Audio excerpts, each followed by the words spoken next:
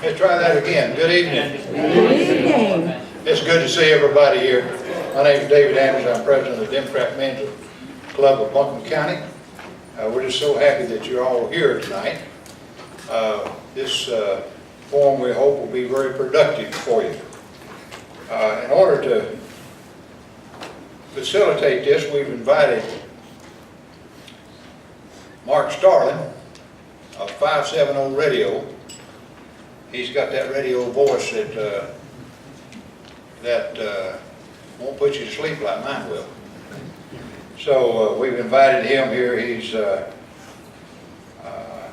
been around for a long time, and he's got a lengthy background in news and talk radio.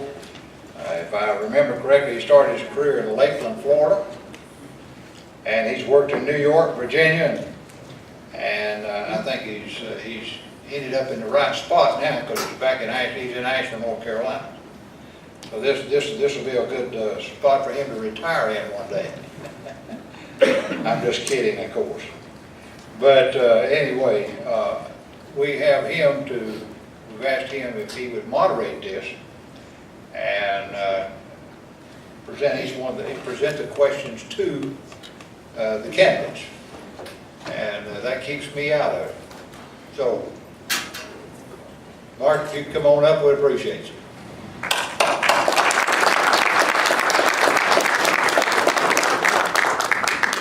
He's right. People in radio don't retire. We generally die behind the microphone, mostly because we can't afford to retire. I'm glad everybody could make it tonight.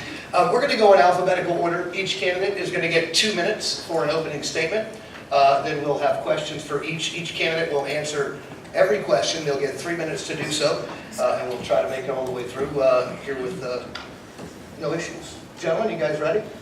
Yes, sir. For the talent portion of the evening, I have no idea what they have planned, but I promise you the swimsuit portion of the evening will be fantastic. All right, so we're going to start with Mr. Fisher. Wow. All right, is this on? How about now? We good? Yeah. All right. Welcome, everybody. Thank you for coming this evening. I do think that the people of Buncombe County really, truly want to be informed about who's going to be there next year, because this sheriff's election is going to be the most important one since 2006. Sheriff Duncan's been in office since 2006, and he set the bar at a level that whoever the next sheriff is has to meet, but also go a lot higher than that. Our next sheriff needs to be someone who has the executive level experience in order to make the tough personnel decisions that have to be made. I am that candidate. Our next sheriff needs to be someone who has gone out and received secondary education, because education is where you have to have in order to develop the policies and procedures that we have to also incorporate whenever we do that. We need to bring the people of Buncombe County in to help us make those decisions. And I am that candidate. My vision for the future of Buncombe County is justice for all. When I say for all, I mean for all the people of Buncombe County. It doesn't matter what your ethnicity is. It doesn't matter what your background is. It doesn't matter what your documentation status is. We have to serve all the people of Buncombe County. My values and beliefs include law and order. We have got to vigorously investigate all crimes against persons, especially domestic violence cases and sexual assault cases. We've got to do something about the opioid crisis. I have a 3-pronged process for that: prevention, treatment, and enforcement. We have also got to have compassion and empathy for our victims. I want to develop and implement a victim advocacy unit to help the victims navigate the criminal justice system. We've got to increase community engagement. I want to develop and implement what I call the Sheriff's ACE team, Alliance for Community Engagement. This team is going to marry the successful community policing initiatives of the past with 21st century community policing initiatives. Deputy discretion. I'm a believer that we can turn encounters with our deputies into teachable moments. If a deputy encounters someone who is committing a minor crime or a first-time offender, we can educate that person and make them a better person, and we can keep them from being involved in criminal activity. Thank you. Mr. Lance. You the timekeeper? I am. Thank you. Thank you. It's good to be here this evening. Thank everyone for coming out. It's a good crowd. My name is Rondell Lance. I'm a candidate for sheriff. I'm excited about the opportunity to run. being out in the community, talking to people from Barnersville to Avery's Creek, to South Hominy, Old Number 9, and hearing the concerns of the community. There's a lot of concerns out there, a lot of issues that people are talking about. And they need someone who will listen, not just talk to them and tell them what to do, but someone who will listen to them and listen to their ideas. I'm enthused about the changes we can bring to the Sheriff Department to enhance the atmosphere of the men and women that work there, to give them the proper tools they need to be out in our community and do the job they need to do in the community. And working together with the Sheriff's Office and the community and making some needed changes. And then I'm energized with the people that are supporting me, the group that's helping me. I mean, the energy they bring, it feeds off on me, and I'm excited about what we got. I'm excited about the future of what we can bring to the community and to the men and women at the Sheriff's Office. There are several things that need to change at the Sheriff's Office. One of the concerns I've had is the problems at the detention facility. Within the last year and a half, they've had 3 to 4 different captains. The last captain they promoted, SBI came in and he's no longer there. They've had an escapee that put the community in harm. And I said, man, this guy must be tough, beat up 2 deputies. Then I heard that, no, they just sent 1 deputy with a prisoner out. And I thought, what? Who made that decision? They've had 2 deaths, in custody deaths. That's something we need to ask the SBI if they'll come in, if they won't, that needs to make the family assured that the proper investigation is being done at the detention facility. So some changes definitely need to be done there. And we've got to get the politics out of the Sheriff's Office. People are making donations to a campaign, they're getting promoted, politics is fully involved in the Sheriff's Office, favors are being done.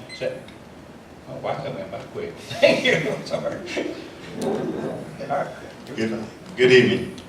My name is Quentin Miller. I'm a candidate to become the next sheriff in Buncombe County. I will tell you that I'm all about how do we make the Sheriff's Office our office. The platform has been the community of we. And as I come here again tonight, I'll be telling you the same message I've been saying throughout the county. It's time for us to change the culture. The culture of the agency.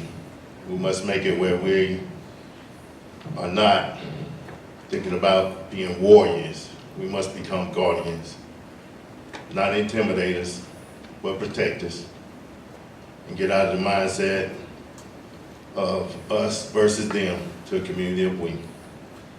And if we're fortunate enough to be there, we're going to ask the community to be a part of the Sheriff's Office and help us move forward. You won't hear me say I have this plan or that plan, because I want you to be a part of the plan that we make.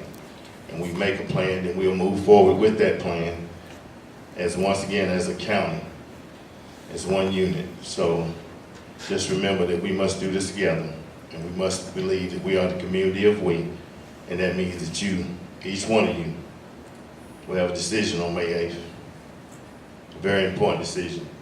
With the retirement of Sheriff Duncan, the stage has been set. It's time for us to move to a new arena. And that arena includes President Barack Obama's 21st century policing. Let's talk about modernization, de-escalation. It's time. Thank you. Good afternoon. My name is Randy Smart. I am currently employed at the Buncombe County Sheriff's Office and have been for the last 25 years. It's been my pleasure and honor to serve the citizens of Buncombe County. As you make this critical decision to elect your next sheriff, it's going to be very critical that you evaluate the candidates and understand what they're saying, or maybe what they're not saying. I represent the men and women of the Sheriff's Office. I am part of them, and I'm here because of the folks there. We have a wonderful, wonderful Sheriff's Office, and you're going to hear some people take some licks at it and poke at it. They've not worked there. They've not worked with the men and women. They don't know the men and women as I do. I know what they do every day. I know how they serve the community. I've been there. I've mentored under Sheriff Duncan, and I believe and I have the passion to continue that legacy on. It's very important to me, and that's why I'm here. I'm here because of the service to the citizens, the things that we've accomplished over the last 12 years. Sheriff Duncan will tell you, he's had the vision, it's his leadership, but the men and women there got it done. All of us did. I can't take that credit, it can't be me. But I can tell you, I've been a leader early on. I was promoted to sergeant, started on the road 25 years ago, and I was promoted in 14 months. I started off early, I showed my leadership ability, and I worked hard there. I worked for 3 sheriffs. I understand the functionality of the sheriff's office. It's critical. The candidates you're going to hear tonight, they're going to take shots at the sheriff's office. They've not worked there. They've not worked in that detention center. They don't understand the challenges there. It's easy to take and be a negative towards it, but if you've been there and have you paid your dues in that sheriff's office, do you understand it? And that's what we needed to look at as you make that decision. Forward movement and leadership of that sheriff's office, and can we maintain that? Look at the services that we provide. Look at what we do with very little resources. We've not changed. 25 years, we had 10 people on the road. We have 14 people today on the road out here providing service. It takes some very good oversight to make sure that we serve in the manner that's accustomed and the citizens elect us, and the responsibility that's put upon your sheriff. There is a lot to do at the sheriff's office. It's not just one thing here, it's not one thing there. It's every day. It's a fight every day. Thank you, and appreciate you being here this evening. Good afternoon. My name's Chris Winslow. I retired from the Buncombe County Sheriff's Office. Worked there for 7 years. I spent a short time on patrol. Worked in CID, worked break-ins, carried the highest arrest rate caseload when I was in working break-ins. Worked 2 years over the drug end. So I understand the sheriff's office. I've spent many years working around the sheriff's office. I have a bachelor's degree in criminal justice. I've spent all my time with being out in the county, working with people in the county. I never wanted to be sitting behind a desk to be a supervisor, because you lose touch with what's going on in your community. So I've always worked with people in my community. I've been a volunteer fireman for 28 years. I'm a lieutenant at a fire department. I'm still dealing with people in my community. So there's a lot of things that we need to be looking at. We have a drug problem in our nation, in our state, in our county. Governor Cooper has started the STOP program. So we need to be addressing our drug issue that's going on in our county. In 2 years, the overdoses doubled in 2 years. People are still overdosing today. We need to address that. We need to get back in our communities and talking with people in our communities and opening that door. But one thing the Sheriff's Department has always been a guardian. The Sheriff's Department's history has been a guardian. We're out patrolling our neighborhoods. We've always been out patrolling our communities and talking to people and dealing with break-ins. So we've always been a guardian to the people in our community. So the Sheriff's Department's already doing many of these things that President Obama wants done. The Sheriff's Department's already doing them. So let's continue what they're doing, but we can improve in what's going on as well. There's some programs that need to be looked at. Our domestic violence victims need to be treated better than what they're doing. So there's room for improvement at the Sheriff's Office. Thank you. All right, we ready to start the questions? Okay, we're going to ask one question. Each candidate will get a chance to answer that question. We have 6 questions set out for tonight. We are going to start with candidate Fisher. The first question: if you can briefly and specifically define the core functions of the Office of Sheriff and your top 3 priorities. Could you turn your mic up? Deaf people. Let's try that one more time. Is this better? Yeah. Okay. I'm going to lean in here a little bit. Let me give that to you one more time. Briefly and specifically define the core functions of the Office of Sheriff and your top 3 priorities. Thanks, sir. The 3 core responsibilities of the sheriff are constitutionally mandated. Serving civil processes. Anytime anyone is sued or anytime property is seized through the court system, the Sheriff's Office Civil Process Unit has to do that. Detention center, constitutionally mandated. It's up to the sheriff to make sure that the jail and detention center is run in a careful, efficient, effective manner. Because everybody who is arrested in Buncombe County, doesn't matter what agency, has to come through that center. The other is courtroom security. It's up to the sheriff to make sure that the judges are safe, the building is safe, and any patron that comes in to the courthouse, it's up to the sheriff to make sure that everybody is treated equally, fairly, and that everybody is safe. So what are the 3 things, or what's needed at the sheriff's office? I mentioned one earlier. We have got to have a victim advocacy unit. We have the Family Justice Center in Buncombe County, and that is an awesome entity to have. But we also need something, an entity to work with all the victims. And victims who have never been a victim before, if it's their first time, dealing with the criminal justice system is very daunting. And even people who've been victims before, they need somebody to help them navigate the criminal justice system.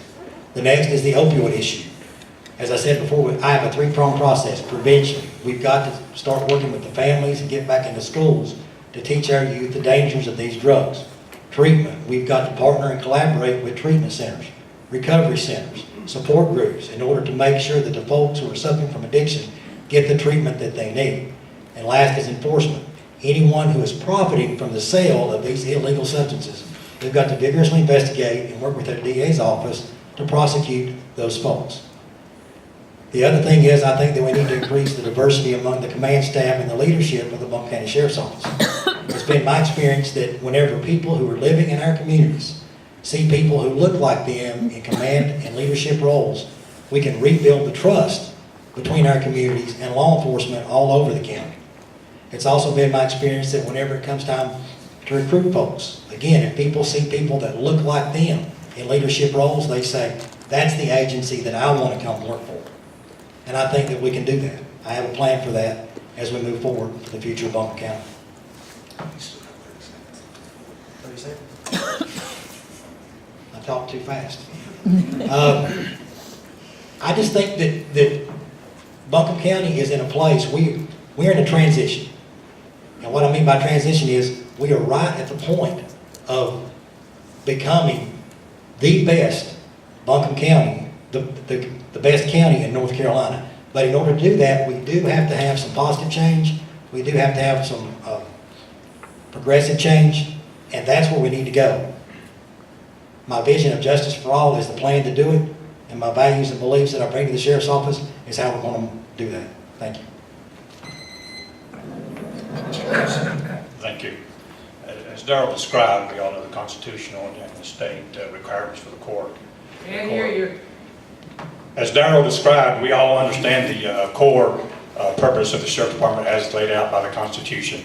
But we want to also look at the Sheriff's main duty at the end of each conversation is being a peace officer, using every means necessary to bring peace to our community and strive to work with the community that we may have a safe and peaceful community. There's three, as Darrell said, three things I talked also about. Victim Witness Coordinator's Office, a full-time position that will take care of the victims of crime in Buncombe County. That is needful.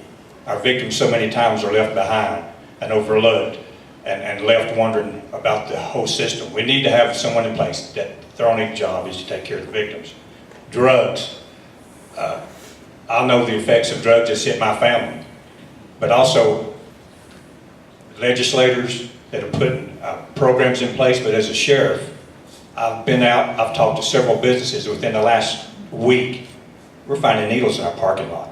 We're finding needles at our business. I've had so many people talk about drug houses in their neighborhood. One of my main goals will be to find out these drug houses, investigate them, and start a case on them and interrupt drug activities in our neighborhood. They're destroying our neighborhoods. Cars in and out all night, vehicles being broken into, things from their neighborhoods being stolen. We've got to crack down on our drug houses in our neighborhood. The other thing also Darrell talked about also was changing the environment at the Sheriff's Office. We cannot continue the history of the last 12 years in Buncombe County. Before I ran, I had 4 people committed to be part of my staff because of their qualifications. And I can guarantee you, if I'm elected sheriff, we will have the first female deputy chief, the first female captain, and the first minority captain. We can't have another 12 years of not progressing through the Sheriff's Office and staying in touch with our community and meeting our community's needs.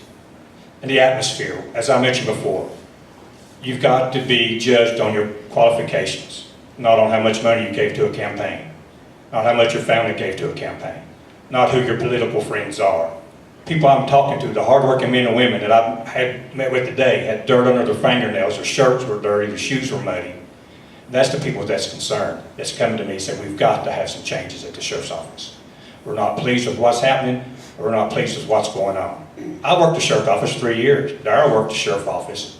Winslow worked the Sheriff's Office. So we know, and I ended my career on the road, working with the men and women of the Sheriff's Office each day that I worked, meeting with them, So to think that we don't have an idea of what they do, the dedication they have, that's wrong, we do, and we appreciate the mayor. Thank you. Ms. Dillon, I would just tell you about the detention courts, the civil process, and what we do on patrol. For me, one of the key things is how do we stop the school to prison pipeline. You will hear me talk about, again, the community. I'm just real strong in the idea that we must change the mindset. We must understand this opiates crisis. It is, in fact, a crisis. But we all know that it's never about the crisis, it's about the solutions. When we start talking about the solutions, how are we going to do this? One of the first things I would tell you is that we must understand that we cannot, we will not arrest our way out of this. We must understand that this is a sickness, and we have to treat it as a sickness. And some have said that I will be soft on crime, I won't arrest no one. That's not what I'm telling you. I'm telling you that there are issues and concerns out there with young people, with people, period, about this opiates crisis. And we can't continue to think that we're going to build more prisons, build more jails to get us out of this. It's not going to happen. The other thing that I keep telling us about is how do we as a community come forward.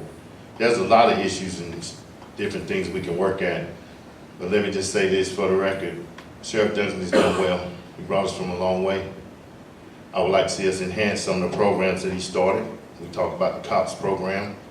I would like to see us enhance that. The only thing I would tell you different is I would like to see us be there more often, continue it, and they do that. And when I say the COPS program, I'm sure someone will speak on it. But they take people from the sheriff's office, the detention facility, patrol, and they take them into a community, and they work on a specific problem or problems of that community. I would like to see us continue that, but enhance it by being there 30 days, 60 days, 90 days to follow up, because we all know that things change. When they change, we can't wait for 6 months to a year for the team to come back. So that would be one of the things that I would like to see enhanced. And again, I'm going back to this school to prison pipeline. We have to do a better job. When we're in the schools, we have to be more mentors. We have to be more compassionate. And as I said before, we can arrest people. We also can treat them with dignity and respect when we're doing that. Thank you. 3 constitutional duties of the sheriff. 1, running your county jail, your detention center. 520-some people per day is pretrial in your detention center. 232 men and women to run that detention center. It is a huge, huge undertaking. We do it well. We do it real well. Those men work hard in there every day. For those who have not spent any time in there, have not been in that facility, it's a clean, quiet, professionally run facility.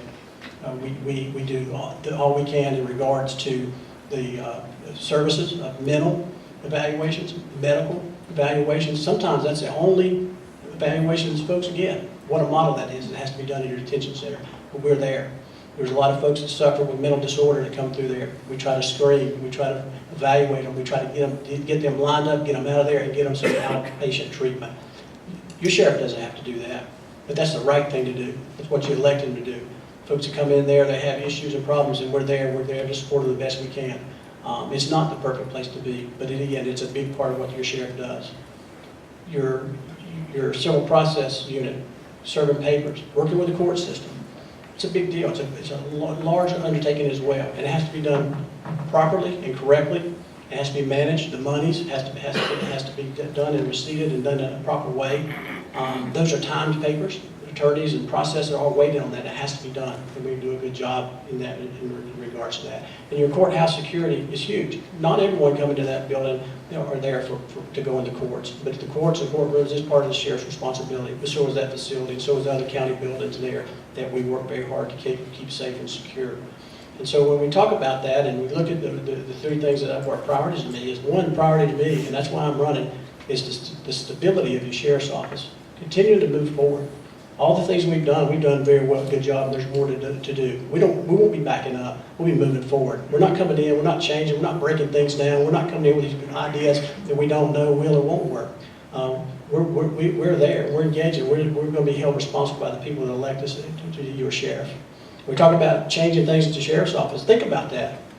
Do you want to change from having low crime every year since 2007, a reduction in crime since 2007? Do you want to change? You got officers out here winning state awards in your schools as SRO. Do you want to change? Your cops team wins a national award out here for serving and engaging in the community, and you want to change? I'm not sure what kind of change they're looking at, but I think the sheriff's office is a wonderful place. I'm proud to be part of that, and I want to continue moving that forward. It's very important for what we do. Again, we're passionate about what we do. We take it serious. We're not perfect. We understand and we learn from our mistakes, and we have. We're not perfect, but we know what our job is. We know what our role is. I've been doing it my whole career. I've been out there. I've served out in the city and I understand in the county, and I understand what it is to serve the people of Buncombe County.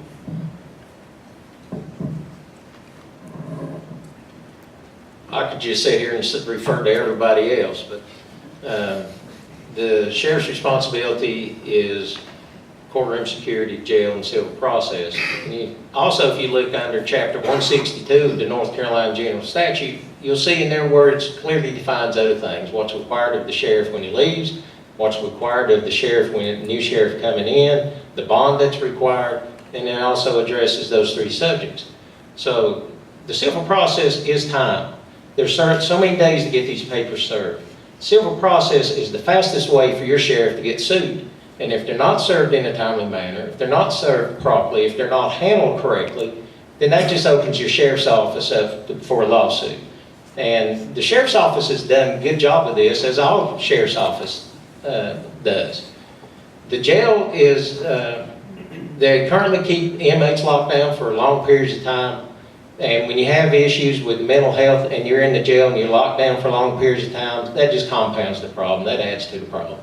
So before they were out on, they get out of the cells, they socialize with other people in jail, they can talk, and it gives them a break for being locked down for so long. Courtroom security, the guys do a great job protecting our judges, attorneys, the people that goes into those courtrooms. They do a great job of checking people when they come in the courthouse. And like Randy said, a lot of people come into the courthouse who are not there for court. They're there to see registered deeds. They're there for other things. So our courtroom security is kind of like your school resource officers. They're the first line of defense for our courthouse. Things I'd like to see improved is our drug unit. You can't have 6 supervisors in 3 years. You can't have an effective drug unit that way. You can't have an effective anything managing it that way. I've spent 10 years as a drug agent. I've done over 200 buys going into drug dealers' homes. I'm the only one up here that's done that. So I truly understand what's going on with the drugs in our county. I also understand the addiction and what families go through after having a brother who committed suicide from a drug addiction. From raising 2 boys whose father went to prison over an opioid addiction. So I fully understand what families are going through when we talk about the drug crisis in this county or in this state or in the United States. I've got firsthand knowledge of that. We need to be looking after our domestic violence victims better than what they are. When a patrol officer goes and tells the victim, you need to go get a warrant, but the suspect is standing there and goes and beats him and gets the warrant, then we have a domestic victim being victimized again. That's happened. I've got a committee formed of survivors who tells me that's happened, and it's happened to them. So I believe in victims advocacy also. We need to be looking after all of our victims of crimes, making sure they understand the court system, they understand the law enforcement's role in things, they understand what they need to do. All right, for our second question, we'll start with candidate Lance.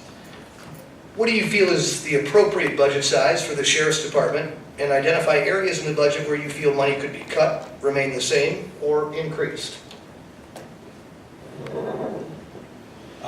None of the candidates up here that I know of had a chance to actually sit down and look at the budget. That's something that needs to be done. A new sheriff goes in, sit down, look at the budget line by line, and see what needs to be changed and what areas that we can improve on. That is something that the ideas that I have, where to put money, may be different than what Darrell has or what Quentin has. They're different priorities. But the budget, as we know, is very, I don't know of any group, any organization, I've never heard anybody say when there's over anything, we got enough money. You know, we can always use more money with new ideas and new programs and benefits for the men and women of law enforcement. You know, the biggest cost in the budget is the benefits and the salary for the men and women there. But we've got to sit down and be realistic and look at areas without sitting down and having a budget in front of us and actually going line by line. You know, how can I answer that? Except I think from what I've seen from the outside, that there's we're a little top heavy in some areas that we can make some changes there. Some places where there are captains, I don't think that maybe need to be captains. Some areas that we can improve on and sit down and look forward to community and look at outside organizations that can come in and help us with the cost. There are a lot of volunteer groups out there that can come in and help with the detectives, calling victims, help with other issues. So we need to really sincerely look down at it, but I can't answer without seeing the budget. So we also know that the budget is about $38 million. And a lot of that is already with the officers' pay, insurance, and other things there. In addition to that, there's support, I would call it, that the sheriff does with different programs. One of which is the drug treatment court. And again, I'll be talking about that later. But I think that is definitely an area in which we would like to see an increase. We're talking about the opiates crisis. There are other programs that the sheriff supports that I would like to look at. And again, I will tell you, it's going to take us some time. It's a power curve here. It's going to take 30, 60, 90 days or so we can look at that. And then I also know that there's a lot of things that's going on for different positions, and I won't get into who's where, and I won't do that. But I will tell you that we will look at that after 120 days. And what I was talking about is how we have 3 or 4 different training sergeants, if you will, or lieutenants. But again, it's all about how we're going to look at it. And that's something else that I would like you, the community, to be a part of, is when we sit down and we start talking about how we're going to spend money. I think it's important that you're at the table, not so much as when we out in your communities and you tell me about it and I go back to the table. I want you sitting there when we start to starting to decide to spend money, starting to which programs we want to support. We need you there at that time so that you will have input, because you're the ones going to be directly affected. So again, I would love to see us do this again as our sheriff's office. The only way for us to do that is for you to be at the table. And as I always say, when the money is spent, that's when it's really important. So please be at the table when the money is spent. Thank you.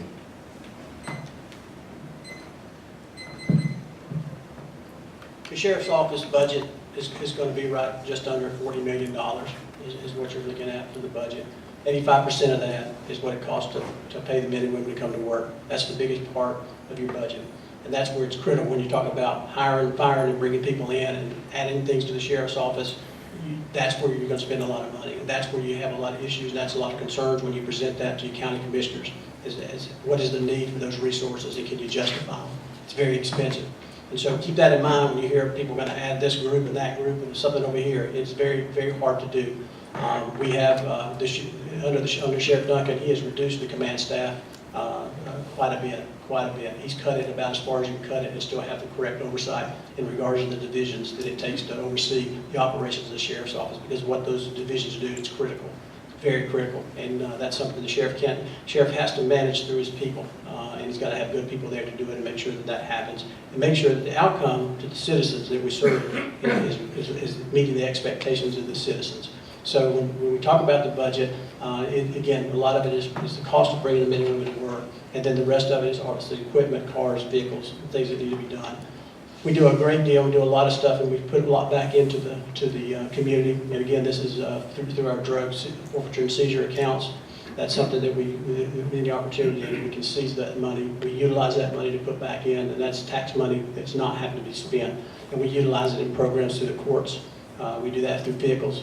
We do a lot of even upkeep to some of the buildings is done through that money. So anytime we can utilize that money to save taxpayer money, we do that.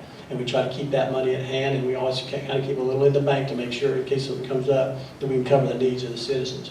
But when we're talking about budget, we talk about growth, those are things that, again, you have a good understanding of the functionality of your sheriff's office. It's important. I've been there, I've been in the meetings, and I understand how it works. I understand that you got to have the right people there to make sure that money's managed county commissioners they're going to listen to your sheriff, and they're going to help them any way you can. But you got to make sure that when you bring that to them, that you got your information right, and that you squeeze that dish rag all you can to get everything you can out of it. And we do that.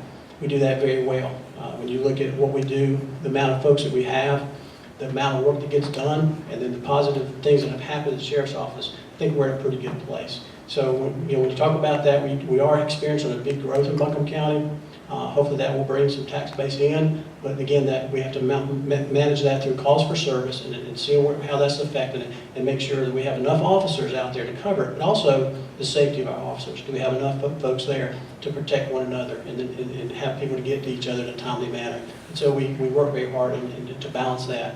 But again, Buncombe County is very caring county, and again, it's not been an issue as far as our funding and needs of the sheriff's office. But again, it's not a place that we want to mismanage or waste money.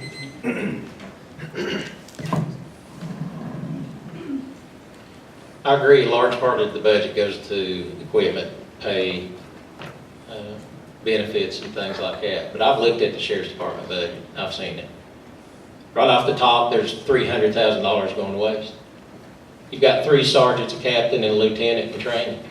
Why? You've got a sergeant that hands out phones and computers and takes them in. Why do you need a sergeant? You've got 22 sergeants when the sheriff's department needs 15. You got 2 chief deputies when you only need 1. So there's been positions created over the years. There's been positions not filled so people can be promoted. So yeah, the sheriff's department needs to be reorganized. It needs to be looked at, seriously looked at, and people put in positions where they're supposed to be, doing the work they're supposed to be doing, and not wasting tax dollars' money. Because when you reorganize the sheriff's office, there's no need to go back and ask for some more money. When you can reorganize the sheriff's department, put people in position, put extra people in your drug unit, start a street level unit to go out and address these drug houses that's in our neighborhoods, then you don't have to go back and ask for money. But where money does need to be spent is in our schools. We have 43 schools, 22 SROs. One of them is a lieutenant that's not assigned to a school. The SRO that received the state award quit. His position's not filled. They've got open positions at our SROs. But our schools need to take priority, and our students need to be protected. So if I was going to ask for any money for anything, I'd ask for it to go to our schools, to help protect our schools, our teachers, our principals, and improve the security at the schools, improve the training that our school resources need to protect our students. And that's where I put our money.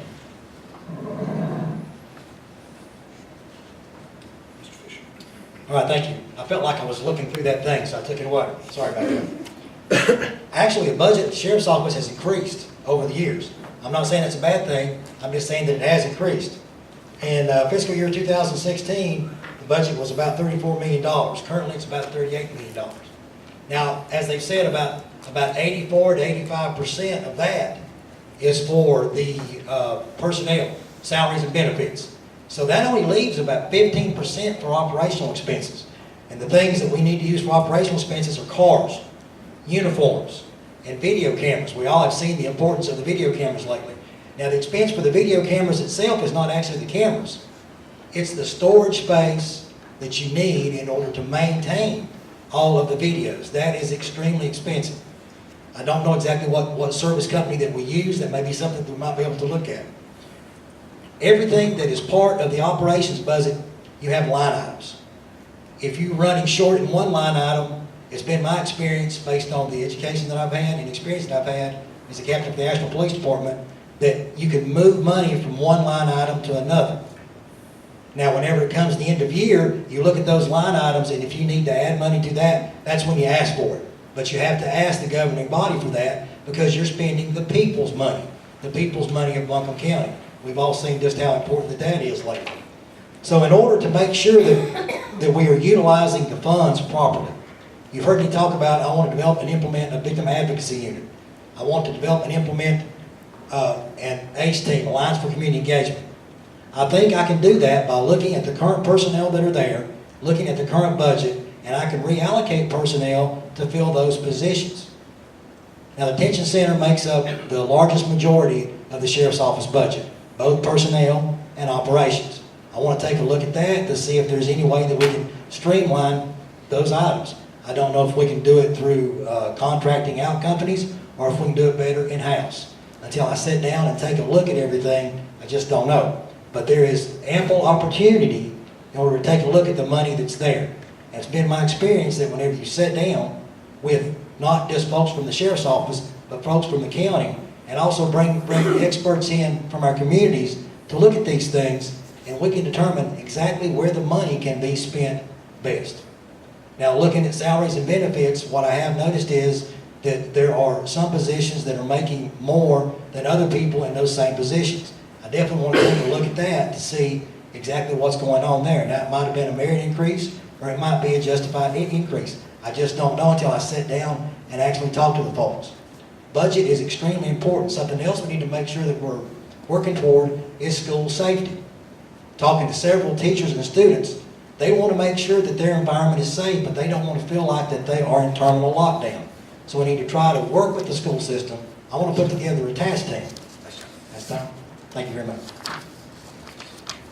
Question number 3, we'll start with Mr. Miller. Related to the sheriff's office, what are the top 3 greatest challenges facing Buncombe County, and if elected, what measures would you propose to resolve these challenges? Very good question. I think the opiates crisis is that we've all spoke on. Also think about the students and the safety of the schools and our students. And then again, I want to talk about the mindset of officers. The reason I keep going back to that, I think that's the beginning of change. When we talk about why would you want change? For some reason, I think that we're under the impression that things are happening nationally, they're happening locally, but some kind of way it's skipping Buncombe County. I'm just going to tell you that's not true. I also will tell you that when we look at the issues, this opiates crisis, I don't have the single answer for it, but I know that there are several programs within the county that are working to help people with their addictions, and also know that the sheriff department would be able to help and lead in doing that. So that's, well, again, one of the things that I think is real high on my list. And then when I get to the schools and these young people and the students, I just would like to see us do more in the schools by simply going to the school and reading to them sometime. You know, being there for our young people, being a part of the community is also being in the schools and helping. And we can't do that. And some will tell you that that's not our job. It's not our job to go there and we start talking about how we do this gun control and sensible guns. And I've made the statement that I would like to see more counselors in the schools. And I've been told that that's not part of it. But I do believe that is part of it. And again, the opiates crisis, we cannot arrest our way out. The school system, we need to be there to help, and that's going to take money and funding, and it's going to take each of you. And then at the end, the mindset. How do we get our officers where they're more considerate, being able to do this thing I call treat people like people. And I just say to you that, no, I haven't worked at the county, but I'm not of the opinion that it's not happening in the county, that we could do a better job in taking care of our young people and taking care of our community. Thank you. One of the first things I believe that is a priority, that will be a challenge to us, is maintaining and keeping the trust in our community. Making sure that we have buy-in with our community, that folks that elect us and serve us, that trust us, that folks of all communities within Buncombe County, when they engage with us or have contact with our deputies, feel comfortable, safe, and secure in the community that they live in. And so I think that's a huge part of what we have to do as law enforcement, certainly serving as your sheriff through our deputies, making sure that we meet those expectations within our community. Probably one of the next things I think is a challenge that affects it, probably goes into my third topic, is there is a tremendous push in an anti-law enforcement conversation being had. And people can agree and disagree on that, but that will affect your sheriff's office. That affects the safety of your community. When you beat down your law enforcement and you're always kicking that and not giving them the benefit of the doubt. Again, some may own that, and that's on them. But when you're talking about the sheriff's office and the relationship you have with your community, it's a big important factor. But that affects the citizens because we lose officers because of that. No one wants to get into this line of work. It's a hard job to begin with. It's a difficult job. It's a dangerous job. but then when you have the respect of the people you serve, who wants to do that? And that's where we're heading, and we'll continue that. And when you can't recruit and you can't bring good people in, and you have to start settling for the type of people that's going to be out here serving you, you're going to have a problem, and that's going to relate to the service and the safety of our communities, and that's a huge problem. Which leads me back over to the third part. Again, the retention and keeping our folks. We're struggling now through a big process of retirement at the sheriff's office. We've lost a lot of folks through retirement. And to fill those slots, we have younger people. And so if someone that's coming into our agency now is going to be able to move faster through the process, and having them in a place and time, making sure they have the proper training and opportunity to learn before moving up into those positions. Now, we also open outside, and we're always looking for good people outside to come in. But again, when you're having a hard time getting folks to apply to work in law enforcement, it's going to be a problem that we're going to have to face, and that's going to be an issue. And so when we look at the folks that we have there, we want to make sure that we protect them, that we keep them there, and encourage them to continue to do the type of work we do, because it is, Piedmont Sheriff's Office, they're proud to serve, they want to serve, it's a privilege to serve the citizens. And so we just want to make sure that equates back to making sure that we have the proper people in place to serve the people of Buncombe County. Thank you. Our number one issue facing this county is our drug issue. We don't not only have an opioid and heroin issue, we still have a meth issue. It's not gone anywhere. In 2015, we had 535 overdoses. 2016, it was 704. Last year was 1,075. So we got a big problem with drugs in this county. So we need to look at that. We need to get it more aggressive against our drug dealers. We need to send our officers into these drug dealers' homes and make them do their jobs the way it's supposed to be done. We need to start looking at how we're going to help our addicts. There's a program out there nationally, it's called Safari. And I've reached out to just gain more information from this organization that's now in 350 law enforcement agencies across the nation. They said they'd come down and set this program up for free in Buncombe County. For free, not cost us a dime. What this program does, it allows any law enforcement agency who's participating in it to open their doors, and if an addict comes in and says, I want help, I have no place to go, I have nobody to help him, then the sheriff's office will reach out and find a facility for them to go to, whether it's here in Buncombe, Henderson County, Mecklenburg County, or wherever, and they take them to it. Treat them as a human being. Because there's so many people in this county who's addicted to drugs, and it's not their fault. It just turned out that way through doctor's care. So we need to start treating them better. We need to start treating the people that are seeing their loved ones laying overdose on the floor. We need to start providing them with information on where they can seek help. The Sheriff's Department already responds to these overdose calls, so how hard would it be, deputy, to say, here's some information for your loved one to go to for help, but oh, by the way, here's a place you can reach out and get some help. We need to start talking to our students. I've got an education committee put together. I've been over to the school board and talked to Joe Huff, the assistant over to the school board. And I talked to him about getting back in the 5th and 6th grade. Let's start talking about drugs, alcohol, domestic violence, sexual assault, animal abuse, and start talking to our students this way about these things. They're our long-term solution. So why not get in the 5th and 6th grade where they're still impressionable and follow that group all the way through high school? And when they get out, there's 7 years in schools of addressing these issues, age appropriate. So let's get back and start educating our youth of the dangers that's out here that's awaiting them, that they're not being talked about. And our school safety is a main priority too. So why can't we have our school resource officers going through active shooter drills? Make them understand and know what it takes to stop somebody when they come in our schools.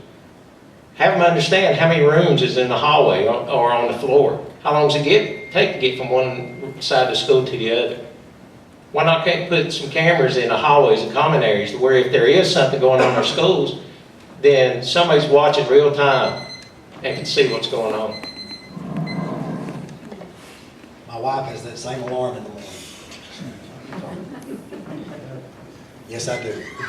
The 3 top challenges that we face are, and these are equally important, gun violence, the opioid crisis, and public trust. For gun violence, how awesome was it to watch the students from our high schools put together the March for Our Lives? They stood up and they said, enough is enough. And if they are strong enough and proud enough to stand up and say that, I think that we should stand up and also say that with them. They asked me to be their safety manager the day that they had their march, and I was very proud to assist them in that and make sure that those folks stayed safe on that day. Trust me when I say, I have been told by over 300,000 people nationwide that the sheriff's job is not to enact legislation. That is true. But I do think that it is the sheriff's job to look at the community and make some suggestions to our state legislator on some sensible gun measures. And that is what I want to do if I am lucky enough to become your next sheriff.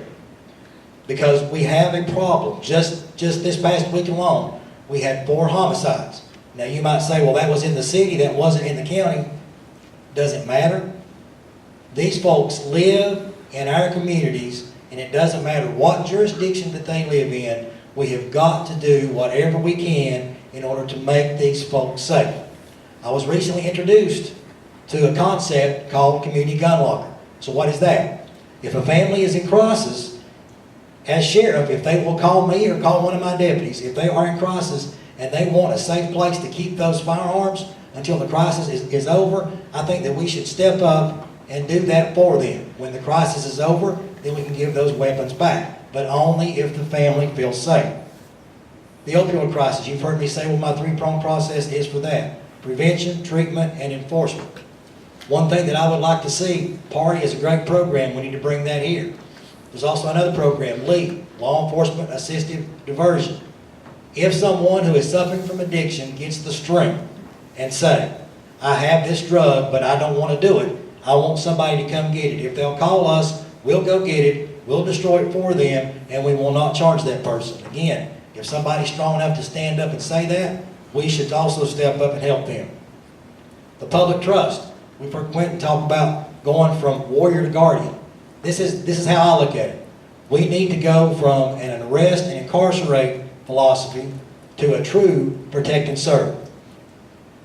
Now that does not mean that we will not arrest people. There are folks out there who commit heinous crimes. There are folks out there who commit assaults against persons. Those are the folks that we do have to arrest.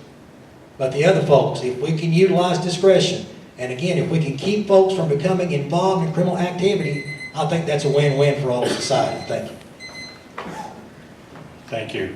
I guess Quentin and Darrell talked about the warrior mindset is my slogan on that.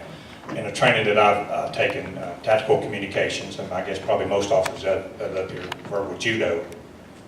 It says we're peace warriors. We do everything within our power to bring peace to our communities, to peace to any situation we're in.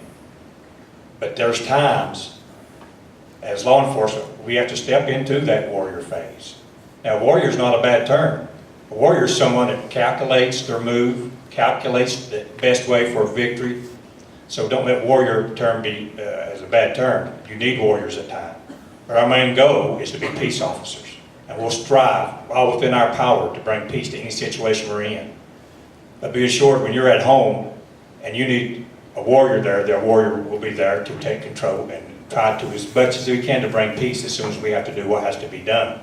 And it's just all slogans that we all have. You look up here, all of us have over 20 years of experience. We've all been out there, we've all worked the streets, we've all been in situations that would be hard for a lot of people here to understand what we've seen. And so it comes down to who best can implement their thoughts and what we're telling you today. And you want to sit there and say, all right, who do you think will best be able to implement that? And one of the things that Darrell talked about too in tactical communications that's taught, when the men and women in law enforcement put the badge on, that's a sign of public trust. And we've got to be vigilant to keep and maintain public trust with our community. One of the things we have to do, I think, my opinion, is we need to get that sheriff's office out of downtown. I've talked to so many people in the community. If you want to go see the sheriff today, you've got to go downtown and find a place to park downtown. Good luck. Then you've got to go in and empty all your contents into a little green basket. And the great men and women there do a great job of service. Make sure it goes through. Then you walk through a little gun thing that lets you know if you've got any weapons on it. Then you're wanted. I own a sheriff's office, and I'd have to work with county commissioners and work hard on that. where you can just drive, don't have to worry about traffic, drive up to the sheriff's office, walk right in, and go, I want to see the sheriff. I want to see a deputy chief. We got to make the sheriff's office more accessible to our community. We need to get it out of downtown. So many people have a hard time and don't even try to go to the sheriff's office because of the difficulty there. That's not county that we should have. You should be able to come to the sheriff's office with these.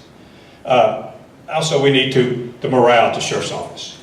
I talked to many deputies, and during the campaign, because I was sworn in the sheriff's office during the campaign, the deputies, the men and women there have to kind of lay low right now, not be seen, be careful who they're seen with, be careful who they stop, be careful.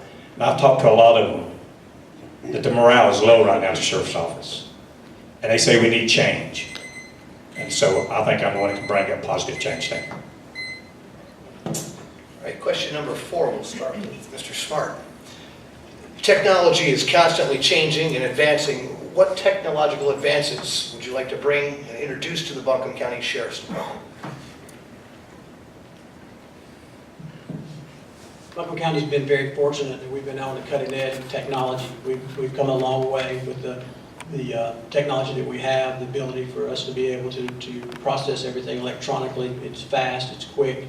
We can push that, obviously limits the paperwork and waiting on that and having to do that, so we can do that from our cars. Our cars have computers in them, and so we're able to do that. Officers have phones issued to them as well, and a lot of people say, well, why do your officers have phones? Well, that helps the victim. A lot of people say, well, our officers are not responding to calls, but a lot of times the victim doesn't have time. They want a phone call. They want that taken as quickly as possible and put it in the system. So technology, we've been able to. We were one of the first in the area to go with the body cams very quickly here once that was available, and we were able to get the funding for that. Sheriff Duncan was very quick to that, and that's great technology because that puts real-time video, audio right there for folks to be able to evaluate any incidents or ongoings in regards to that, and it's really good for evidential value for our cases when we turn them into the district attorney. So with technology, it's ever-changing. When you talk about technology, it's very expensive. So there's a timing on technology. You can't be too fast on the front side because it may or may not be the current trend, and also it's price sensitive. And so what's out today in a short time can not be the cutting edge. So you need to be very careful with jumping into too early of technology. But in regards to where we are in Buncombe County with the Sheriff's Office, our technology and our base is very, very good. Our IT department through Buncombe County services that and make sure that the equipment we have meets that need, and they bring that technology to us and train us constantly with that. So we're in good shape. I can't think of anything that we're missing in regards to that, but I think that we're served very well with what we have with our technology.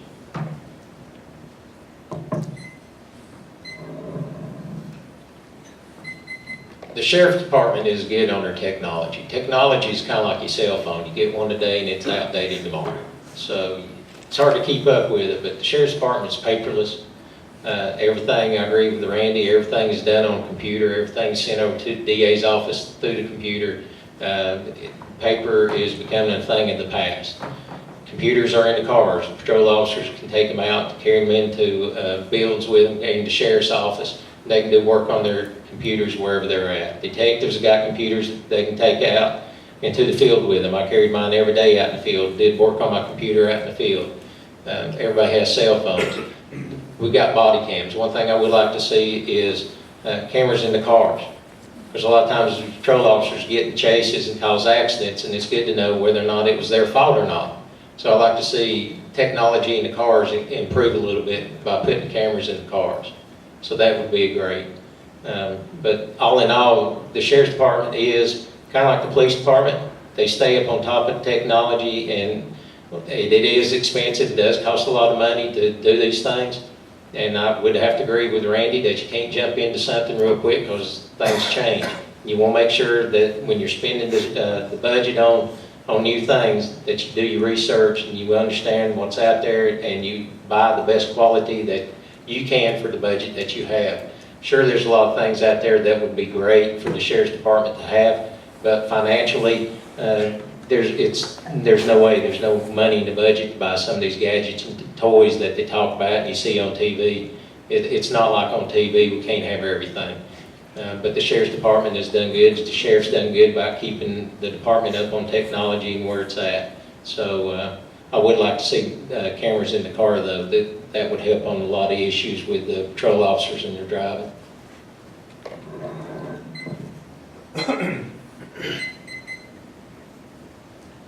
Technology is actually one of the 6 pillars of the 21st Century Community Policing Initiative put out by the President's Commission a couple of years ago. One thing that they talk about is the body cams. As I said earlier, the body cams themselves are really not that expensive. Where the expense comes in is the server storage in order to make sure that you're maintaining all of the videos that you take. And now with the civil suits have a 3-year statute of limitations on most. So we need to try to find a server that keeps those videos for at least that amount of time. Videos also become a great tool when it comes to prosecution purposes. But we've seen body cam footage from other agencies across the nation. The body cam doesn't always catch everything. But what it does catch is the audio, and sometimes the audio is more important than the video itself. So I think that we need to enhance that, and what I mean by that is we need to expand the use of body cams. I know that they've also put some on staff inside of the jail staff. I think that's a great idea. But we also need to make sure that we are providing cameras for any operational unit. Because if you are an operational unit, if you are a sworn deputy sheriff, you just don't know when you might encounter a situation that is going to be, or take the need to have that body cam footage. It might be an arrest situation. It might be a situation where someone else commits a crime in front of you and you need that for prosecution purposes. So expanding that program, I think, is good. Something else that the 21st Century Policing Initiative talks about is utilizing social media in order to expand the transparency within your sheriff's office or any police agency. And I think that's a good thing. The way to build public trust is to expand what we are telling these folks. Now, yes, we are restricted by certain laws. But if we can tell the folks that we serve the things that we are doing and the things that we are making better and the things that we are progressing toward, I think that will also help us build that public trust. So what other things are out there in the future? Right now we just don't know.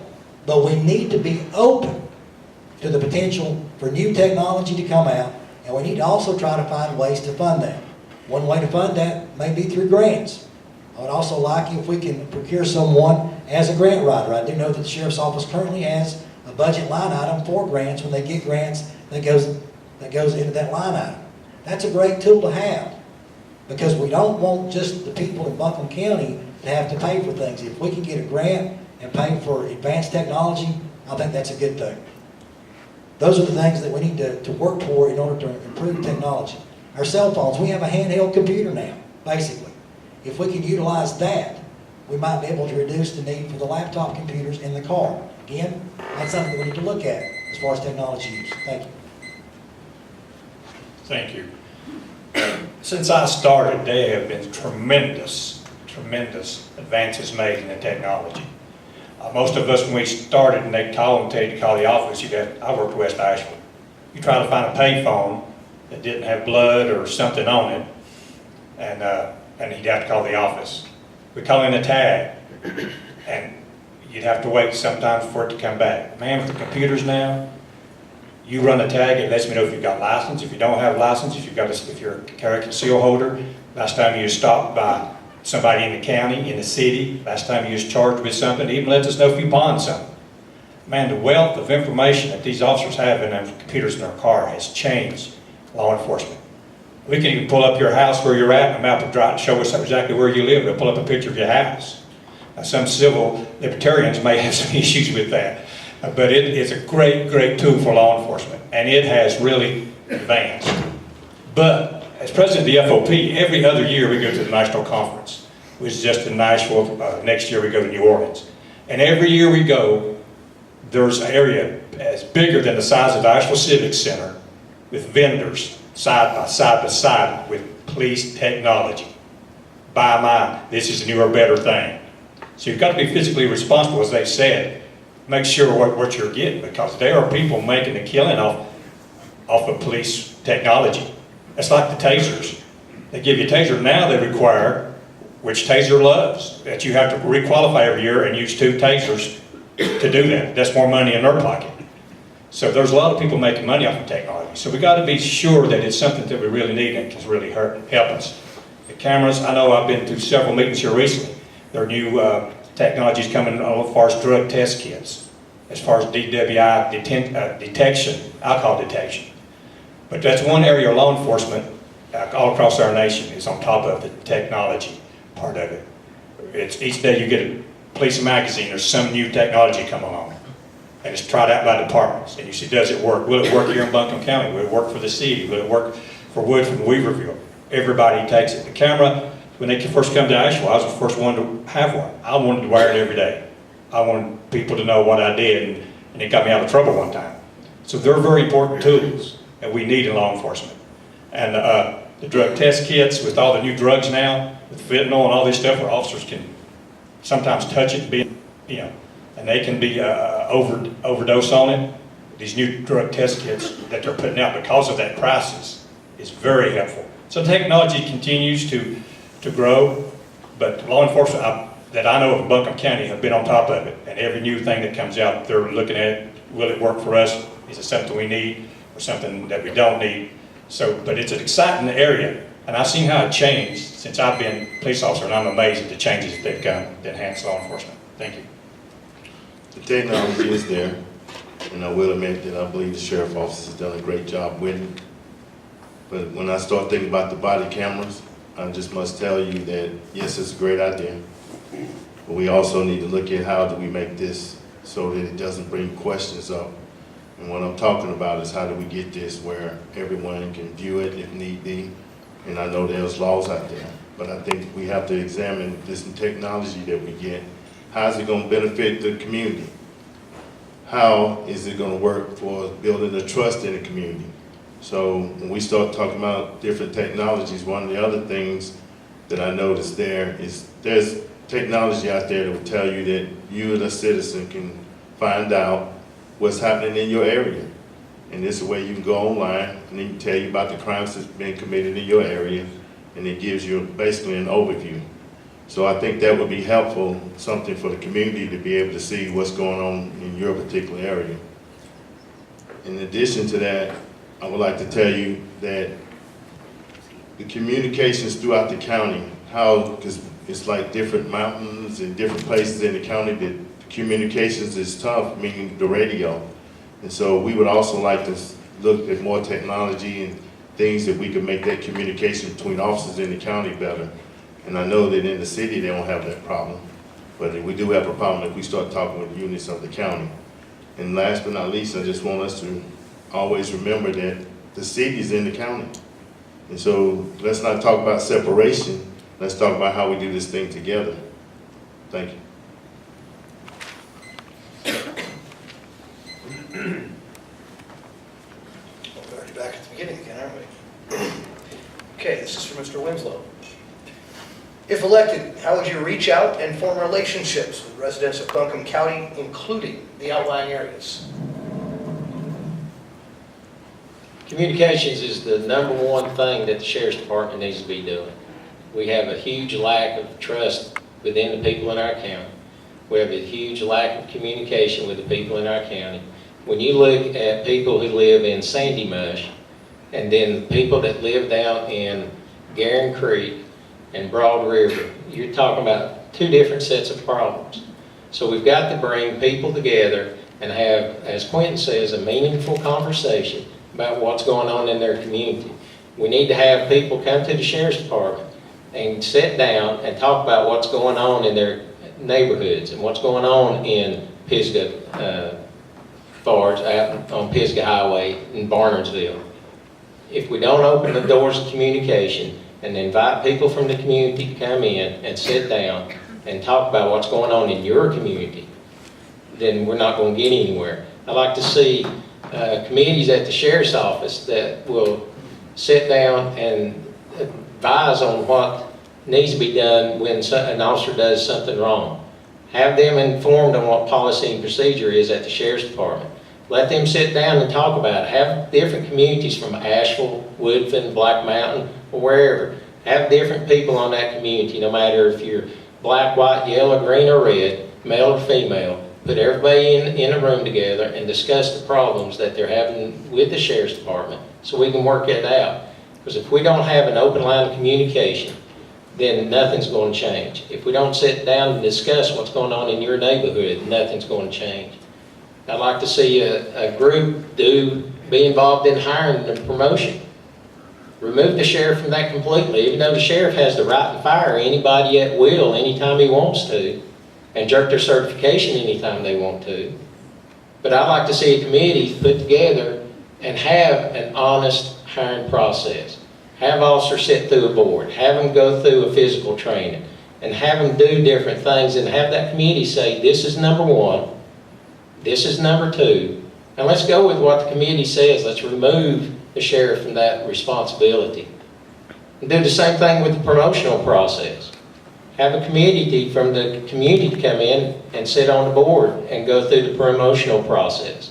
And have people sit there and talk about a sheriff's citizens committee and talk about what's going on in the community. Without the community, the sheriff's department is nothing.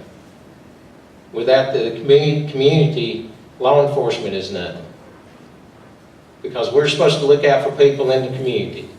And if we don't sit down and listen to your concerns, then we're not looking out for the people in the community. All right, thank you. We definitely have to reach out to the communities that we serve. We've got to increase community engagement, and we've got to increase communication. Communication is not just us coming to the community talking, it's us coming to the community and listening to see what they have going on. Now, I will say the Sheriff's Office started the COPS team several years ago, the Community-Oriented Problem-Solving Team. That's a great team. As you've heard, that team has won a national award. What they do is they bring folks from all across the agency together to work on a problem within a specific community. They work with that community, they determine what is going on, and then they come up with potential solutions. I think that is a great part of the program. Unfortunately, what happens there is then everybody goes back to their original assignment and they go back to work, and there's really nobody to follow up as far as maintenance for that program. That's where my ACE team, the Alliance for Community Engagement, can come in. That team can take what has been decided and work with that, work with the community, and make sure that whatever problem that was going on at the time does not return. For the ACE team, I want to assign deputies to specific areas of the county. These deputies will have their own cell phones, sponsored by the agency, which everybody does now, but these deputies will provide that cell phone number to the communities that they serve, so that whenever a community member wants to talk to a deputy or wants to report something that is going on, they have that phone number that they can call to report that. Again, we need to increase that communication. We've heard in several forums in the past how limited that the patrol officers are. That's why we have got to have this team in order to increase that community engagement. Some of the things that I want this team to implement, some of the old school community policing initiatives, community meetings.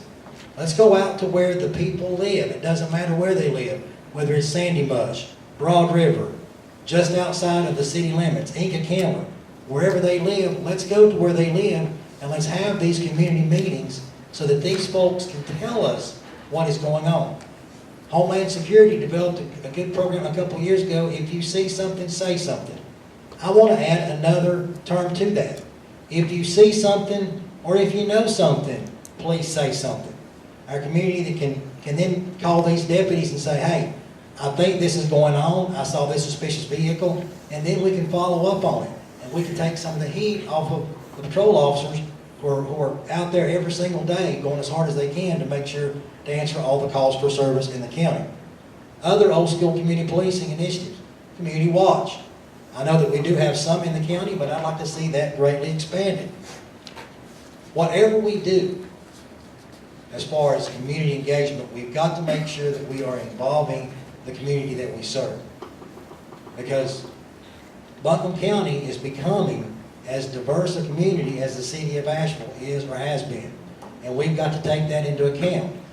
And by taking that into account, we have to make sure that we have the diverse staff in order to cover those areas. Thank you. Thank you. I want to say first, thank you all for being patient. My father was a Baptist minister, so I sat there many a Sunday and got called down for nodding and sleeping. And I know this is boring. I see so many people nodding and eyes closing, and I'm with you. But it's important. And I know a lot of times you sit there, we all sound the same. We all seem to kind of say the same things. And the effort that you made just to be here, I appreciate it. Because it's fun watching people nodding and everything. It's making it more better for me. But many times Dad would call me down, Ronnie, wake up, everybody's looking at you when he's a preacher. So, but relationship with our community, one of the things that the Sheriff Department does, Sheriff Duncan goes out to different parts of the community on a periodic basis and meet. We've got such great avenues. Our faith community, churches that we can reach out to, and they have events where deputies can go, people in the community, the fire departments. Man, we've had 2 or 3 debates at our fire departments. What a great resource in the county that we can go out and meet with people there. And there's so many avenues that we need to make sure that we are putting in place these avenues to communicate with our community. And as Darrell said, more important than talking to them is listening to them, what they say. I know the Sheriff Department has On Track. We, as FOP, Fraternal Order Police, we sponsored that for years. A 2-week, 4-week program with youth of our community. Quentin has On Track. I worked in his youth camp for several years. They spent a week, and Quentin started getting the families to come and be a part of it. So that effort from law enforcement has to be there. We've got to continue to reach out to our youth, continue to reach out to the families, especially the families that have loved ones with addiction problems. Man, them families, in my family, I've seen it, they don't have the answers. They need somebody to be there with them, say, hey, this is what you can do to help your son, to help your daughter. So we must be diligent in that. And it goes back to what I said a while ago. Sheriff's office needs to be accessible to the community. That's why we've got to get it from downtown. If Granny Smith out in Barnesville wants to talk to the sheriff, she can drive right up to the door, knock right in the door, walk right in and go, hey, I want to see the sheriff. We've got to have that in our community. We've talked about community policing, and Quentin's mentioned like Andy Griffith did, in the day. We want a sheriff's office where you can come walking right in, drive right up, I want to see the sheriff, I want to see a deputy chief, not have to go downtown. Where am I going to park? I hope I don't have my belt buckle sets the alarm off, then here I am being wanted. So that's getting back to the way community policing should be in our county. And that's what we need, and that's what we'll work toward. Thank you. I am 100%, I say 100% happy to this evening to know that we're now talking about the 21st century policing that Barack Obama talked about. I'm also excited that we're talking about the warriors, the guardian mentality. I love it. And just the fact that we have this conversation. So let me see if I can get us to go someplace else. So when we start talking about the camps and what we've done with the young people, I just tell you that they are our future. And I tell you that yes, we put on the camp for a week, and we took people to camp. When we take them to camp, here's your story that I tell you. I always ask them when they go. I ask them, the young people, if there was one thing that they could change in their life, what is it and how would they go about changing it? And I ask them not to put that on paper. Without fail, they've always come up with a couple of answers. One of those answers is, I would just like to know who my father is. The other question, when asked, was, I would just like to know that my mother would not have so many different men in and out of my neighborhoods. And here's the last one. When we start talking about, I just wish that I could have a drug-free home. So at least we have these conversations now. And I always say these honest conversations. I love it. I really do. We just now must move from talking about it to doing something about it. So now as we move forward, we have an opportunity on May 8th to move forward in the sheriff's office. And yes, we do need to go someplace else where we start caring about each other. And the little scenario I gave you there is true. I did that for over 10 years. And in doing that, I learned a lot about the different communities and people in the communities. And what I'm telling you is that each one of us has a place. Each one of us have a need. And we need to start addressing those needs. And yes, we can do it from the sheriff's office. And I know some say this is our job, not our job.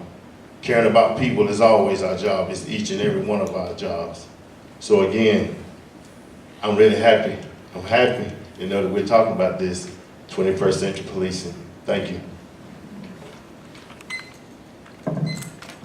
Community engagement at the sheriff's office is our specialty. We didn't have to wait for Barack Obama to have a committee to tell us how to run the sheriff's office and engage in our community. We've been doing it a long, long time. Your sheriff is elected by the people, for the people, to serve the people. That's what we do. And engagement is extremely the most important thing that we do out in our community in relationships. And one of the things after working under 3 sheriffs and seeing Sheriff Duncan, first 2 sheriffs, they worked behind the desk. I thought that's what a sheriff did. I thought he came in, he worked, he administrated, he did all he needed to do right there behind that desk and went home. Well, Sheriff Duncan taught me different. He works harder away from that desk.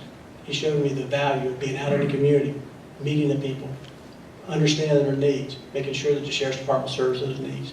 And that is a lesson I'll never forget, because I didn't understand that.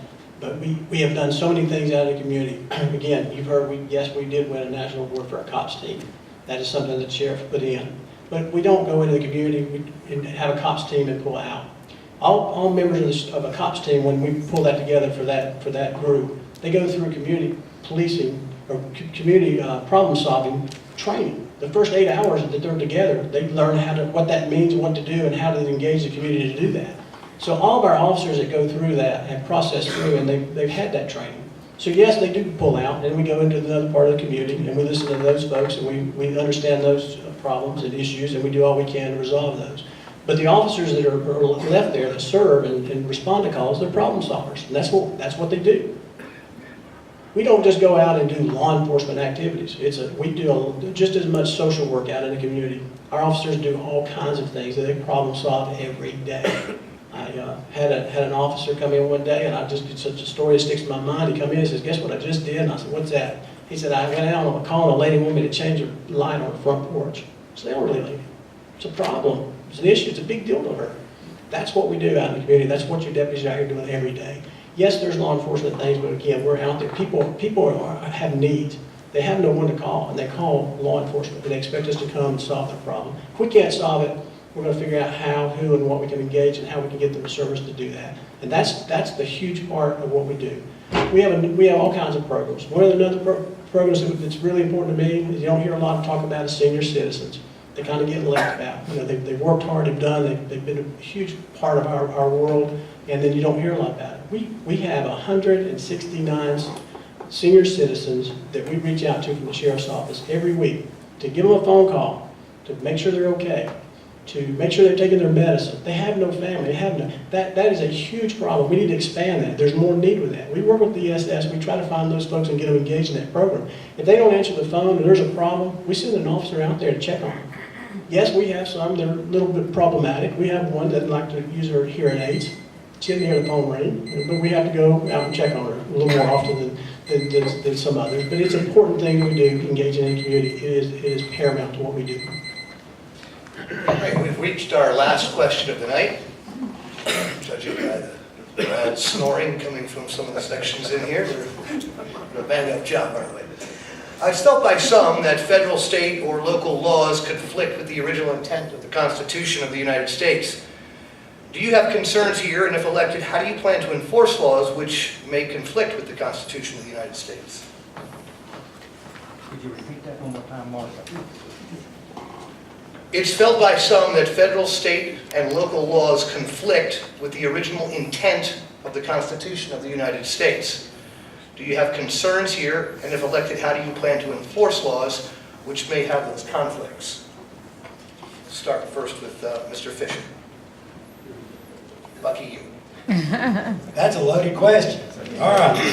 Let's see if I can. Just to know, I didn't come up with the question, so Okay. before anybody answers, That's okay. it crucifies me. The Constitution was written in order to protect all the citizens of our country. The courts have interpreted different things throughout the years, and we in law enforcement have to make sure that we are adhering to what the Constitution says, but we also have to make sure that we are adhering to how the courts interpret the Constitution. And I think we locally, I think that we are doing that. I know that some of the discussions that have come up lately do include gun violence. Our Second Amendment does say that citizens have the right to keep and bear arms, but that's not all that it says. And the courts have ruled consistently that constitutional rights are not absolute. Just like the First Amendment is not absolute, because you cannot yell fire in a crowded theater. If you are a convicted felon, you cannot own a firearm. The courts have ruled consistently with that whenever local governments or states pass a law concerning sensible gun measures, if someone doesn't like that, then they can take that case to court. And when it goes to the United States Supreme Court, if the United States Supreme Court rules one way, then the local law or the state law changes. That's how our system works. A lot of folks have talked about documented versus undocumented, illegal versus illegal. In the state of North Carolina, it is not a crime to be undocumented. In the state of North Carolina, a sheriff does not have to sign a 287G agreement.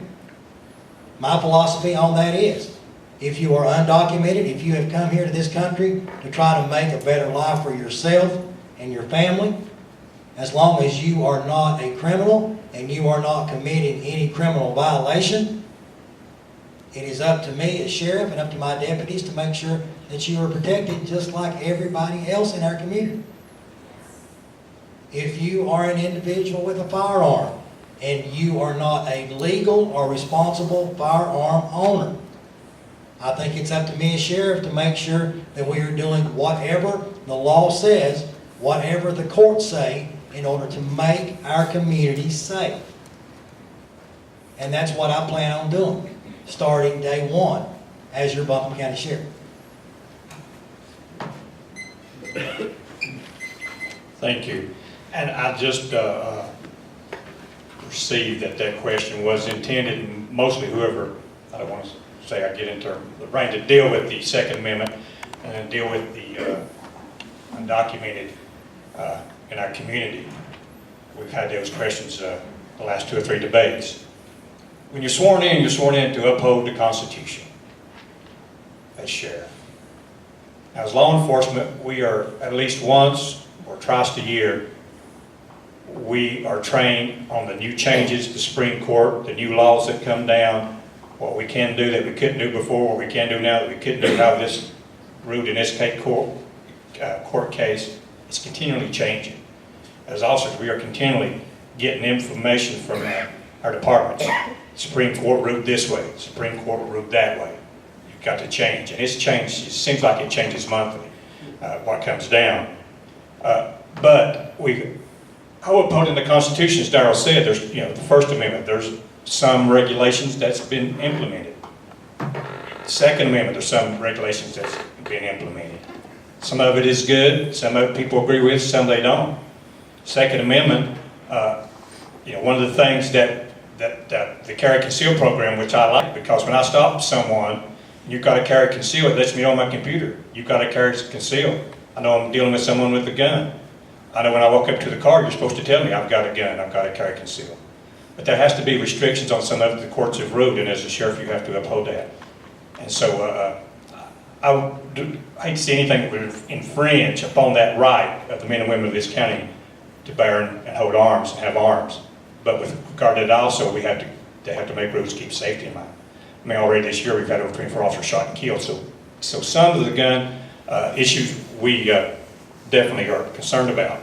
But at the end of the conversation, the Second Amendment says it's the right of the men and women to bear arms, and I believe strongly in the Second Amendment. When it comes to documented, undocumented workers, ICE comes in here, and that's the issue we had recently.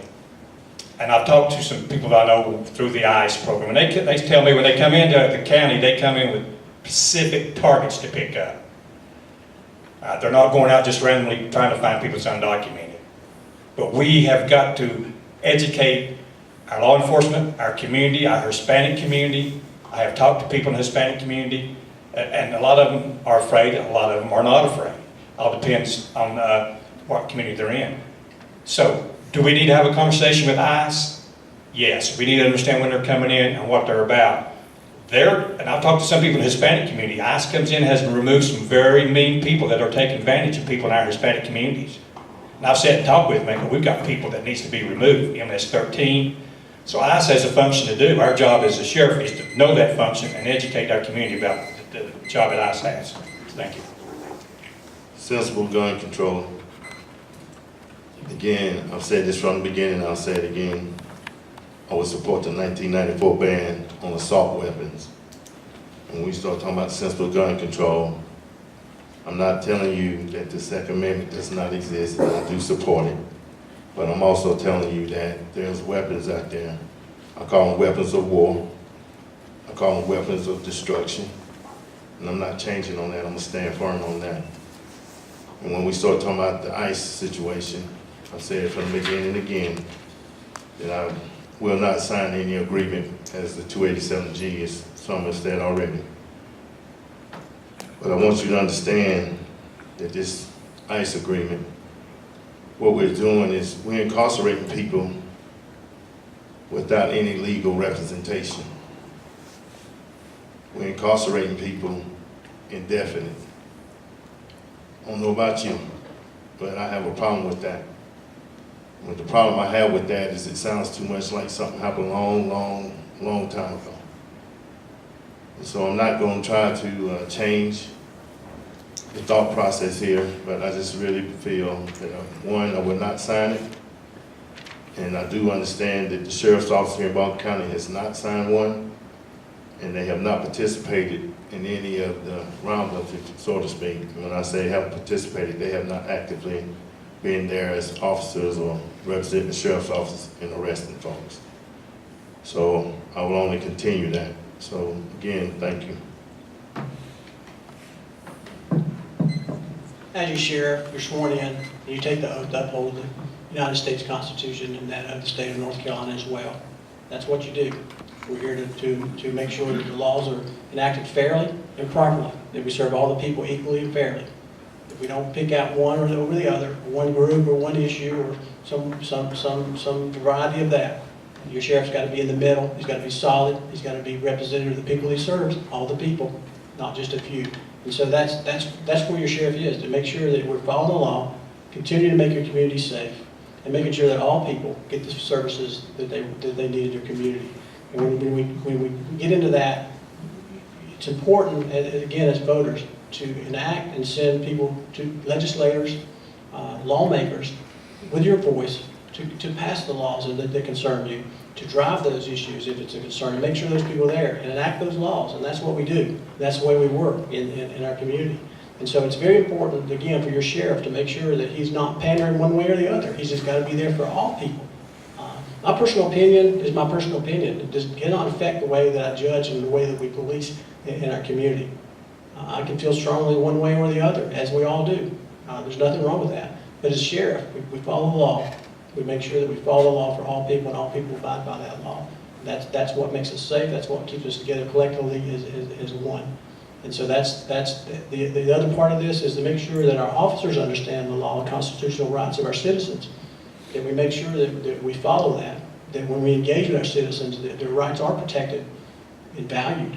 Because that causes, as you look at some of the issues that's happening across this country, that's where problems open up and we start having issues.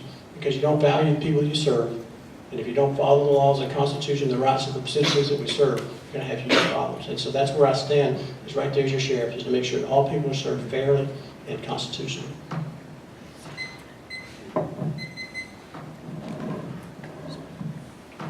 The oath the sheriff does take is to the United States Constitution, North Carolina Constitution, but he's also to uphold the laws of North Carolina. There's three branches of service: the executive, legislative, and judicial. The Sheriff's Department falls under the judicial. It's not the Sheriff's Department and law enforcement's job to make any laws. That's what the legislative branch is for. Sheriff's Department's impartial. They're not biased to one side or the other. Can the federal government, under case law, come in and force the sheriff's office or the police department to enact federal law? Yes, they can. To answer that question, yes, they can. There's case law that proves that they can come in and tell you to do something. You've sworn that oath to the federal government, to the Constitution. Do they? No. They don't come in and tell you need to go pick up illegals. They don't need to tell you need to go and hold people in your county jail against 287G program that you don't want to be part of. They don't do that. They, for the most part, leave the Sheriff's Department and local agencies alone to do what they're sworn to do, enforce state laws. But all law enforcement needs to have an unbiased towards everybody that they serve. They can't treat one particular group different than the other. They can't say, you can do this, you can't do that. North Carolina has great gun laws in place. They mirror the federal laws. So the sheriff's department doesn't need to be going out and treating people different. They need to treat everybody the same. And it's up to the federal government to come in and do the things that they do with ICE. They don't come ask the sheriff's office. They don't come ask the police department to come help them pick up people. They target people that are here and has created felony crimes, bad crimes, and they're getting them out of our communities. That's what many people want. They don't want them in their communities. So they're happy when they come and pick them up because that's what they want. But it's not the sheriff's department job is to go out and just round people up. It's not the sheriff's department job to make policy and enact law about any gun legislation. It's the sheriff's department job to enforce the laws that are in place, and they're good laws. So let's just enforce the laws that are there and protect the people equally in the county.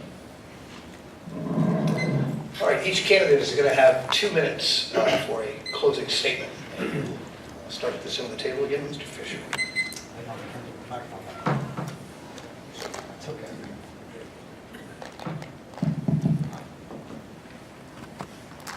First, I want to thank everybody for coming out tonight.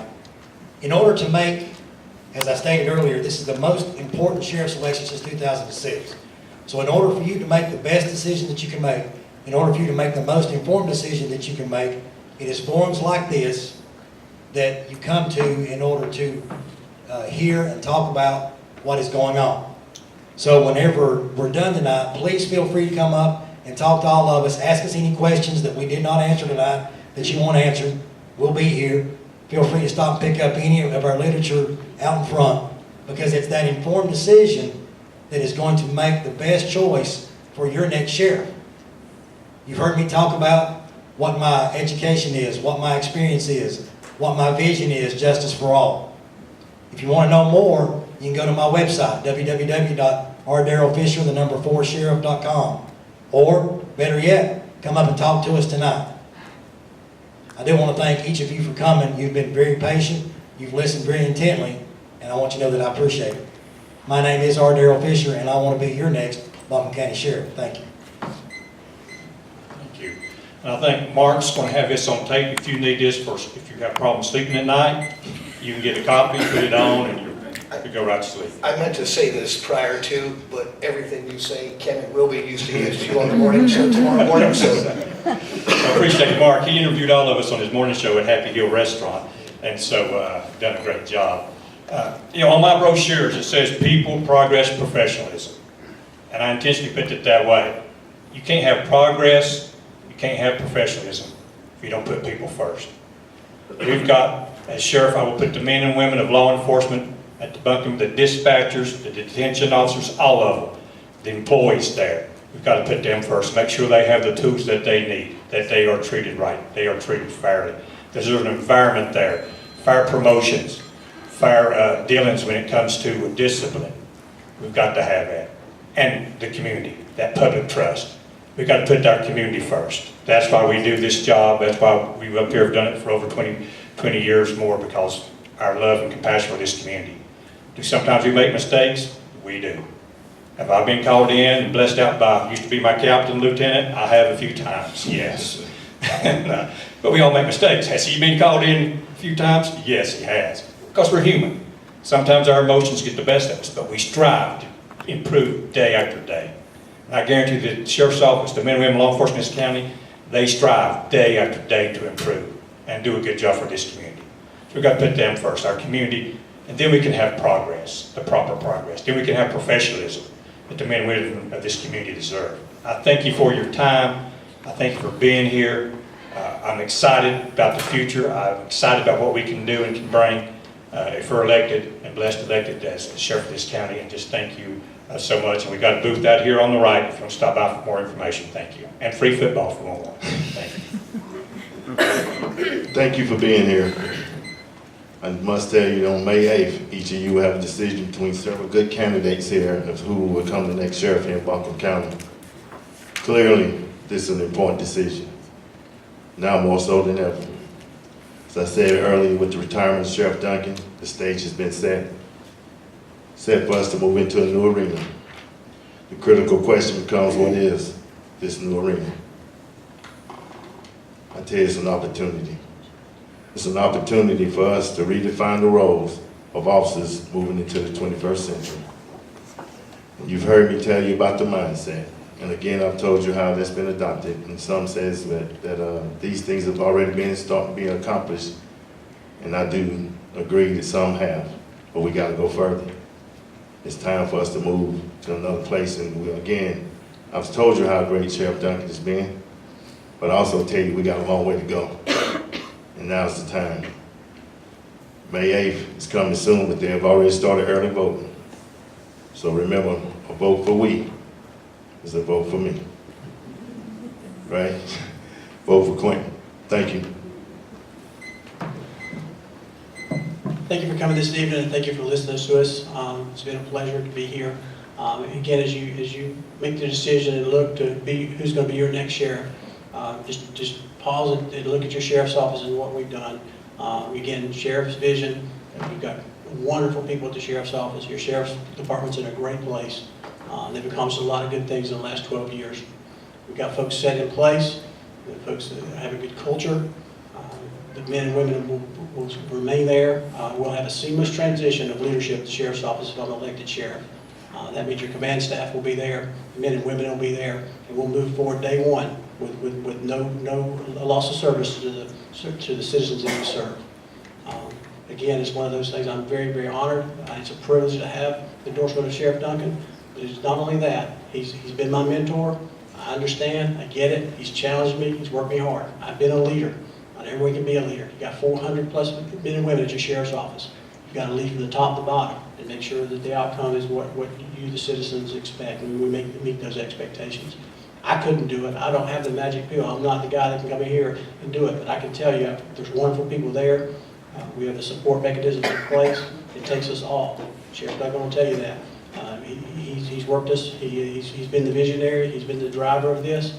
And he's also educated us in lots of leadership. He sent us to school. He sent me to the FBI. He sent me to the Western North Carolina Law Enforcement Leadership. And one of the things I remember of all the things that we do, it goes back to the good to great. The sheriff's been big on that. A lot of companies fail because they just get it good and they're okay. And that's what happens when they get past. The sheriff has taught us, and we've learned that we want to be good, but we're going to be moving to great always. We want to be moving forward. We want forward progress, and that's what I'm going to bring, is stability and forward progress with your sheriff's office. Good to great means getting the right people in place, getting on the right place on the bus, getting the driver of the bus ahead in the right direction. That's what I plan to do. Thank you.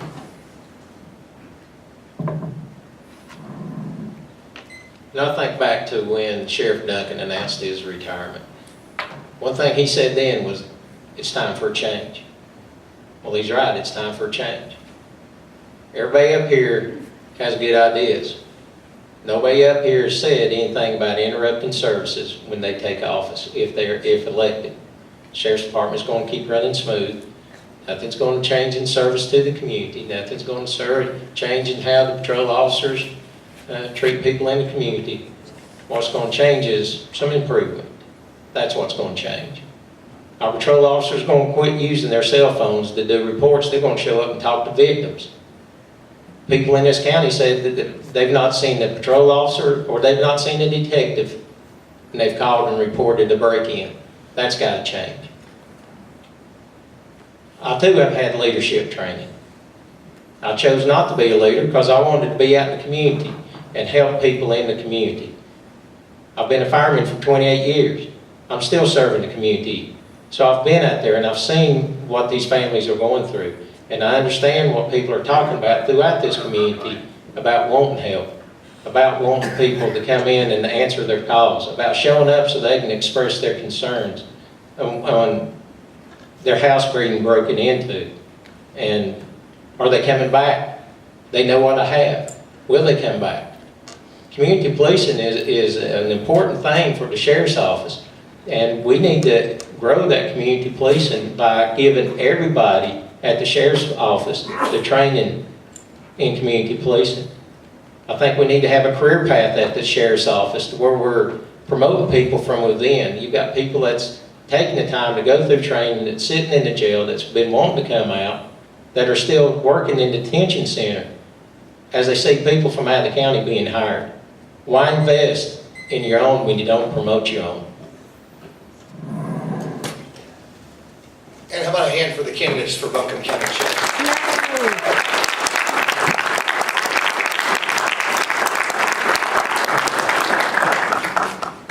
Also, let's give a hand to Mark Garland for helping us out. He did all this on his own time and everything, and I'm just thankful to have people like that to serve in the community. And again, I thank all the candidates here. We can see here that the Democrat candidates are as good as you can get anywhere. There'll be, like I say, there'll be a primary May the 8th. And so the big thing now is get out there and vote. That's important. Your voice is time to be heard. I'd like to say thank you to AV Tech. We'll do that a little bit better than I have for letting us have this facility. I'd like to thank Carol Peterson, who's on the board with AV Tech. She's one who arranged all this. Let's give her a hand too.